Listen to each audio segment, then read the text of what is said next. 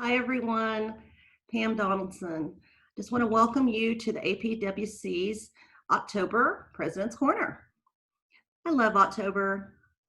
I love all things about October and the seasons. The trees turning, the cooler weather, all things pumpkin, fireside chats. Just a great season for me. Another thing I love about October is that there's an organization called A21, and they host a Walk for Freedom every year on the third Saturday of October. And this is a fight to end human trafficking. I was fortunate enough last year to go to South Lake and join our group Faith Over Fear, joined Sarah Ferguson, who was the host for the Walk for Freedom in South Lake. This year, we're not going to be able to have an in-person Walk for Freedom, unfortunately. However, A21 will be doing a virtual Global Freedom Summit. So today, I have asked Sarah Ferguson to join us so that she can share her story with her involvement in A21, and also just share a little bit about the Global Freedom Summit that's coming up on the third Saturday of October, and how we can help stop human trafficking. I will introduce Sarah now. Welcome, Sarah. We're so happy that you joined us today. I just want to turn it over to you and just tell us a little bit about how you got involved with A21. Well, thank you, Pamela, and a team for having me. I so appreciate it. How did I get involved with A21? I met Christine Kane and her husband, Nick, over a decade ago, and they are the founders of A21. So I heard about the organization and about bringing more awareness to human trafficking, and it really hit into my heart, and I wanted to know more about it and how I could make a difference. Fast forward a few years after meeting them, and a few of my friends heard about Walk for Freedom, and it was happening in Dallas then. Now looking back, that's been over 5 years ago.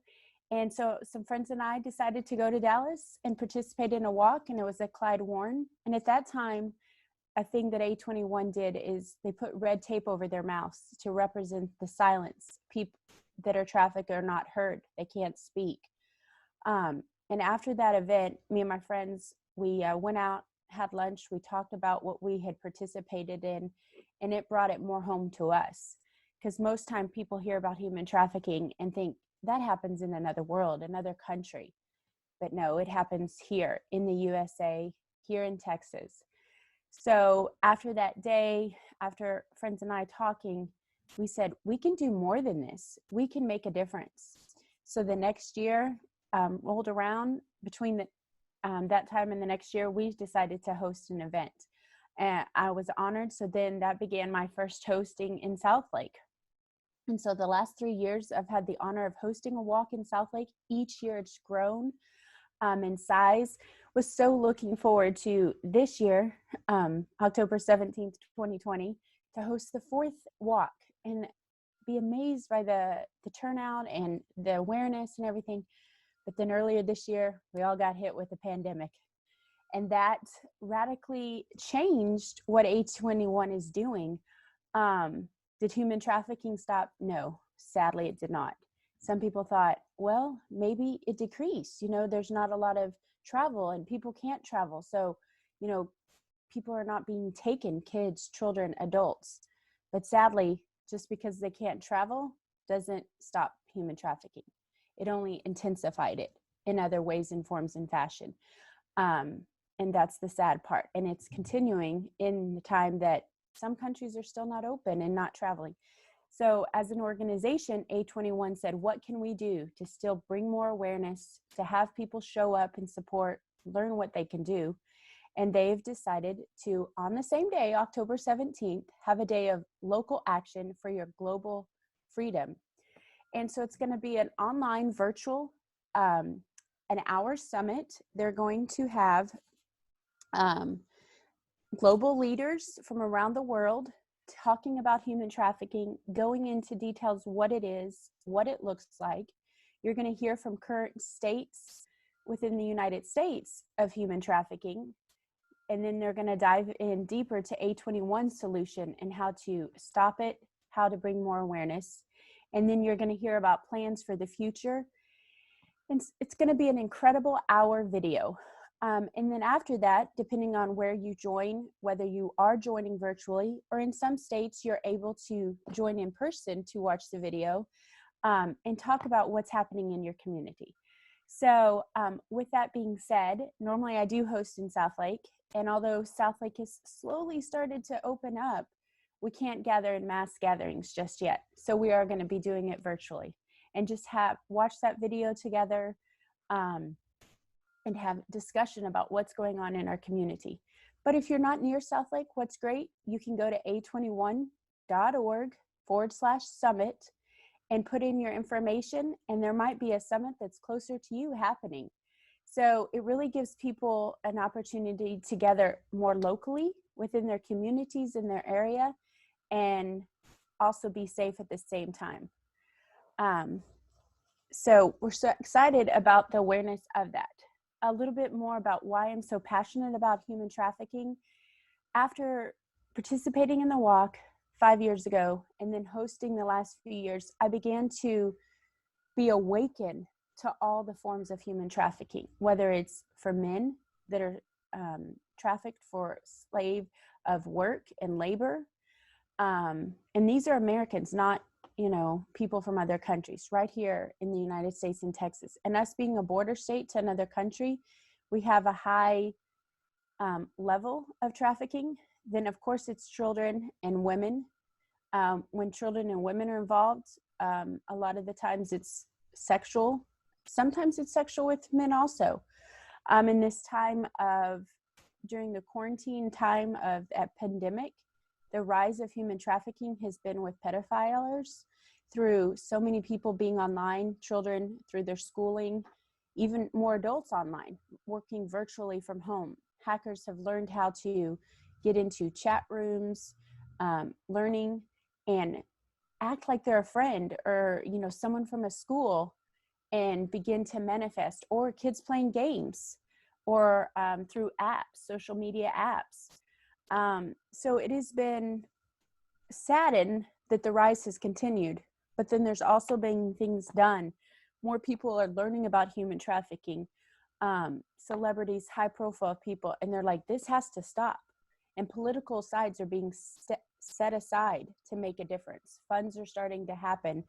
And that's what's so incredible. Another thing A21 has done since the last walk of 2019, they started rolling out in the United States a Can You See Me campaign. And what that was they worked with an outdoor advertising association of Texas and the first office of Governor Abbott, First Lady Cecilia, to roll out these campaign asks. And I was honored to speak on behalf of A21 at the press release in Arlington. And it was a big billboard. And some of the billboards are the steel kind, and some of those automatic ones that roll. But it had the image of, can you see me? Sometimes it was a child, sometimes it was a man, sometimes it was a couple people. And then it had the national hotline for human trafficking. And it said, can you see me? It would have the image. And then if you suspect human trafficking, report it. And that's one thing about the hotline, which I'll share that number with everyone. It's 24 hours, 7 days a week. And it's anonymous. You don't have to feel the pressure that maybe you're not for sure if what you saw or suspected is, but it's never wrong to make that call and make that initiative. And they'll begin an investigation to see, because you might have the opportunity to save someone's life. The number that you would dial if you do suspect it is 888-373-7888. Once again, that's 888-373-7888. And again, if you suspect it, report it, because it is, even as a supporter and an activist, I've called the number, Now I also have other ways when I've suspected things to make things happen. During the process of doing that Can You See It campaign, I met people on both sides of the political party. I met more officers, sheriffs. In Tarrant County, we even have a DA that's all she does is human trafficking cases. So I met guys that are motorcycles. There's an organization called Bikers for Trafficking. There's just so many people in different communities and different backgrounds coming together to bring more awareness to human trafficking. And A21 is not just here in the United States. They are global, but they're making that huge impact across the United States and around the world. And they're waiting for that one day. This year, they're going to be just in a couple of days on September 26th, rolling out a new 21K to 21 days leading up to the Global Freedom Set Day. And it's about the one. Our story has always been a story about the one and how the one became one person, was joined by another and another and another, deciding to stand in the fight together for the man deceived by the promise of a new job, a better life, the woman forced into sex trade, the one young girl robbed of her childhood. And we will continue to fight for the one, no matter what it takes, no matter what the cost, because when we fight for the one, we fight for all. We fight because every single human life has value. And it's so true. Every life has value. It doesn't matter the age, their background, where they came from, and where they've been. Their life matters. And we have to stand up together and to fight for that and make a difference. Amen. Thank you so much. Wow. That was powerful. And it is about the one. And, and it starts there. And I'm just so excited to, like you said, I think there is more awareness. I think our administration has brought in more awareness and in just another $100 million, for the cause just this last week. So I am seeing things happening, and I'm seeing a lot happening behind the scenes that I'm posting. And just so you know, I've always got a hashtag A21 under everything that I do. Yes. Yeah, I was like you. I found out about A21 at a Women of Faith with Christine Kane, and I like you. I thought it was actually, in other countries, but then I had a lady speak from Dallas, and I was like, wow, this can't be happening here. This isn't happening here, and but it is, right? And so I just I love what you're doing. I love that you're involved with A21, and I just want to do more. And the way that I can do more is to share. I'm already a supporter, but just, is there any other ways that we can volunteer in the local area? I know they've opened up a new branch here. Yes. So A21 has opened up an office here in the DFW. It's not fully open due to the pandemic, but they are here. And this fall, they're actually got applications online to volunteer. So you can go to a21.org, and there's a tab for volunteer. And of course, if you're not here in Texas, they have other offices throughout the United States and abroad. So you can fill out if you would like to volunteer outside of Texas, that's also a possibility. Just fill it out. They will hopefully have the opportunity for in-person volunteering later this fall. That's still to be determined. But definitely financially, they're going to continue to do some other fundraisers throughout the fall. But because normally the Walk for Freedom is their biggest day of the year, this first year of the Global Freedom, just getting more awareness out. And if you say, I don't want to join someone else virtually, I don't know, how can I do that? It's easy even to sign up to host a virtual event. Go online to a21.org/summit, learn the information, and you could host it in your home if you feel comfortable having a half a dozen friends over, and just play the video and talk about it, what as a team y'all could do in your direct community and your network of friends. And that's one thing about this summit. They're making it available for people to be comfortable, because they know people, we're still in this pandemic, to some form or fashion. We don't know when it's going to end, but just using all your social media platforms, using your networks of people to get the word out, have discussion and have open and clear discussion about it. And, just making a difference for that one. When I hosted my first year in Southlake, there was a young lady that showed up. And, when she walked up, I just thought, oh, great, another person to be here to support A21. Well, I'd never met this young lady before, never saw her before. And she's like, can I talk to you for a second? And of course we got there before the walk, and, I was meeting people, introducing, just kind of chatting. And we had some little music playing and activities, and people could get checked in before the walk. So she asked to talk to me. She pulled me to the side and she's like, I've been supporting this organization. This will be my first time to participate in a walk, but I wanted to tell you, I'm a survivor. I'm like, whoa, that it caught me a little. I was like, because it was not a person that, looking at them, that you would think could have been someone that was trafficked.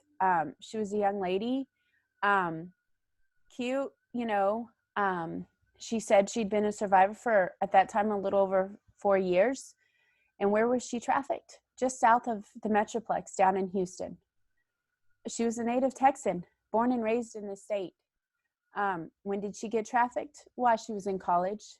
She was in college, and, funds, her family didn't have a lot of money at the time. And her friend at college was like, hey, I work at this place. You can come work here and, get some really good money for your education. Well, that turned into, it wasn't just a nice business to work at. It was, a strip joint, turned out. And the person that oversaw it was the trafficker. So, that began a few years of a much difficult time. But it wasn't until one time a group of guys came in, to celebrate an event. And one of the guys in that group was not wanting to be there. Of course, he left because he didn't know where his friends were taking him at that point. And he just didn't want to be in that type of environment. And that person made a difference. He said, I cannot see women be treated that way, or deal. And now fast forward many years later, obviously she survived. She was rescued. She's now happily married. And earlier this year had her first child. So not only, but she still, all these years later, she deals with the emotions of being trafficked and what comes out of that. And, she's in the process of writing her story to be able to share what it's like to be a survivor. But even all these years later, fighting and surviving being trafficked, there's things that she goes through, emotions, and things that she sees that as a survivor, it's a whole different aspect. She shared some of those with me, but it's her story, so I don't like to take, but I can speak of knowing personally a survivor, and through her, I've met other fellow survivors. So it makes it even more real that each one does make a difference. That, someone says, well, I can only, raise this much money, or I can share it, but I just don't know if it's really making a difference. It really makes a difference. And all the money, they take the money and they can either do it to educational materials. They've created curriculums to go into schools to teach kids, even as young as, first grade. Obviously, they scale it down for a first grader versus like a high schooler. But making that awareness, last year, the last 2 or 3 years, I had kids participating in the walk of some age, obviously knew more about what they were really standing for than, hey, I want to make a difference even as a child, to show that we as kids can be free. We don't want to be trafficked.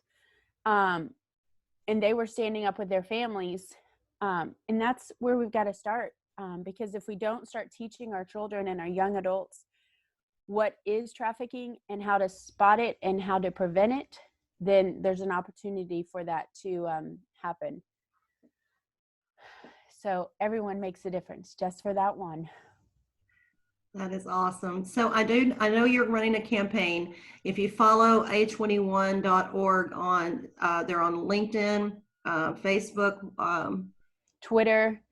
Facebook, Twitter, Instagram, um, Snapchat, all these social media handles. I know I'm pretty adamant about the Facebook and the Instagram, but they have them all.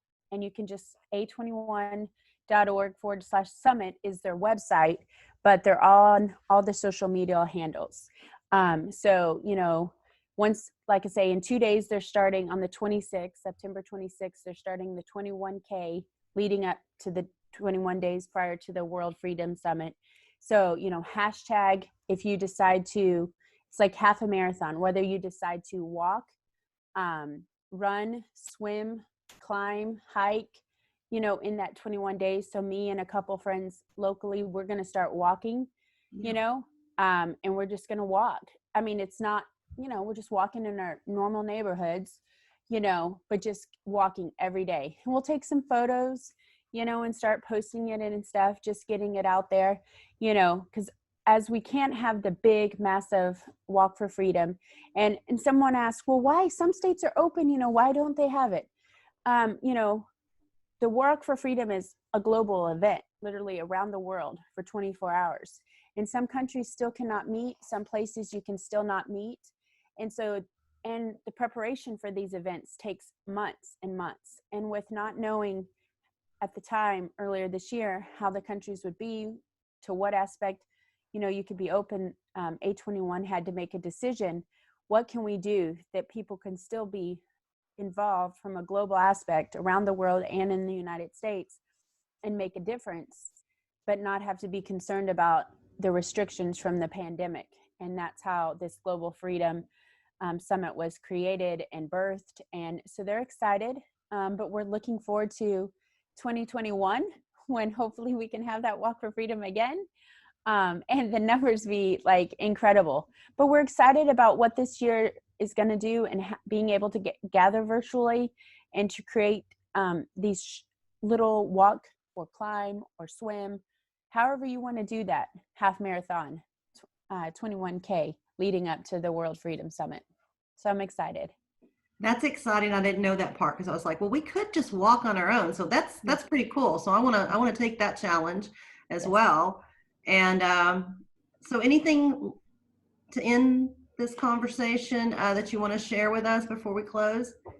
Just thank you for having the opportunity to be here to share more light about the cause and to bring awareness, to make a difference for the one. And remember, if you see it, if you think it could be, report it. Don't ever hesitate. If you suspect human trafficking, stop, make a difference, make that phone call, because, you could save a life. Thank you, Sarah.